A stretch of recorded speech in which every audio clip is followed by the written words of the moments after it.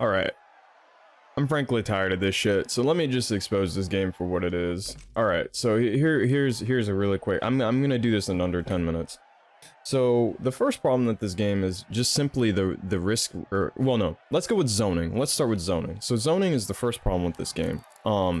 It's very obvious. Like, you've got characters like Jade that literally just... they cannot be zoned back. You have to make a hard read that they're gonna put up glow and punish her with... oops, wrong one. Punish her with, the telekick. I don't know why it's still having her do it. Oh, there we go. Punish her with the telekick, right? If she blocks it, you get launched. If she doesn't block it, then yeah, you can go back to zoning. But basically, this makes zoning obsolete. And Jade isn't the only character that does this. You've got Shang Tsung with his shake. You basically have to be at this range to zone them. Which means that you risk getting nitro kicked. Or them dashing up and hitting you.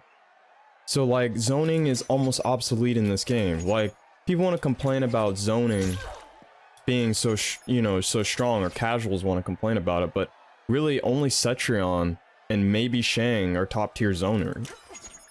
Like, everyone else struggles to zone characters like Jade. And then, the big issue isn't even that. The problem is, when you're playing someone like Katana, if you play against Jade or Shang, their buttons are better than yours up close.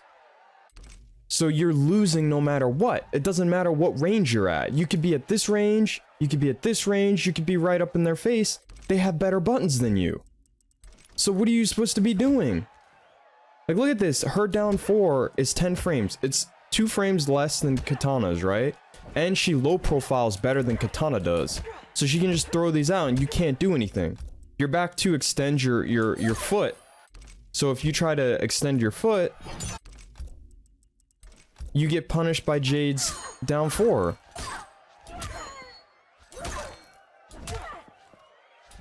You have to time it exactly right, or backdash, right? But then Jade, they just walk up and do it. And then, so now, okay, so you're conditioned to block that, right? Now they just do down 4 back 2 and you can't do anything because your mid is too slow, so you'll get hit by the back 2. You literally have to duck after blocking an attack. But those are like just small examples. Like, Jade is just better up close. Like, she's got an 11 frame mid. There's Katana's fastest mid is 13 frames. So Katana's stuck doing down 4, down 1s throws, while Jade can basically do whatever she wants against Katana. Like, this is just a small example. Like, I was more referring to the zoning. The zoning is the big issue. Not being able to zone with a character that was meant to zone is really frustrating because now you don't know where you're supposed to be on screen to dominate your opponent or your opponent's character. So that's one thing. All right, so the other one is just simply this. Your opponent literally gets rewarded for getting hit. Here's an example, right? So this is a normal anti-air that Katana can do. That's actually okay, right? It's not that bad. Watch this. Look at that. I don't know how to combo with Jade. Now Katana's been hit.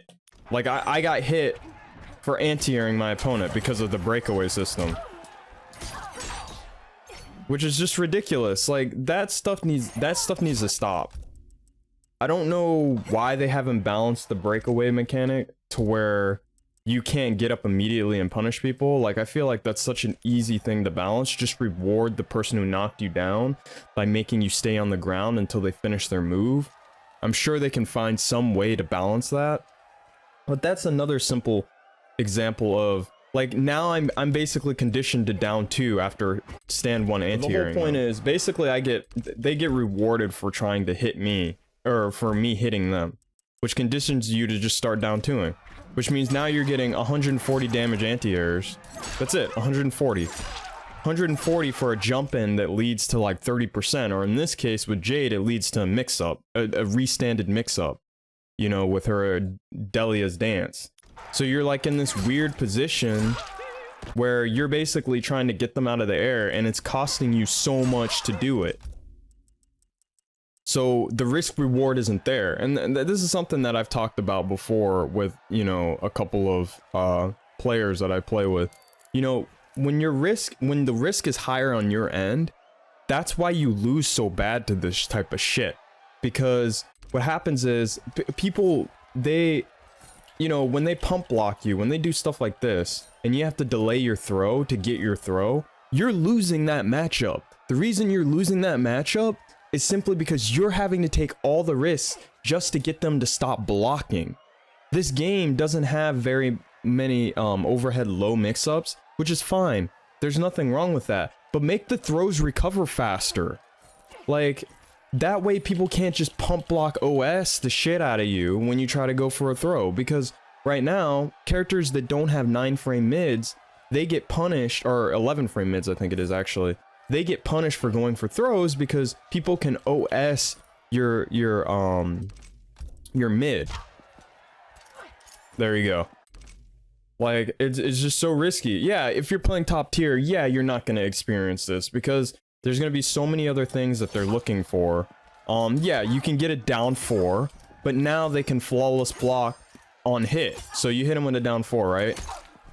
They can flawless block your next attack. So even though you get a 10-frame low, ooh, 10-frame low, what's that gonna do? Like, it's not gonna lead to a combo. They're just gonna continue to OS the shit out of you. That's what ends up happening. Like, you're not getting rewarded for making the right read and trying to punish them. The other one is punishing moves that can be amped and are punishable. Now, this wasn't a thing in any other NRS game. Like, this is the only NRS game I can think of that does this. Basically, you have to guess between if they're gonna amp it or not. They're both punishable. See, this is minus 19. You might be able to punish it at the last bit of frames to kind of OS it, but why is this a thing at all? Like, when it's amped, it should be extremely minus, or when it's not amped, it should be extremely minus. That way there's no guessing game here. Yeah, don't even get me started with the block stone. We're not gonna talk about that. But you have to basically guess between the two. Like, is she gonna amp it? Is she not gonna amp it? Katana has a similar thing with her low fan. They should remove that too. Like, you shouldn't have to guess between if I'm gonna amp it or not.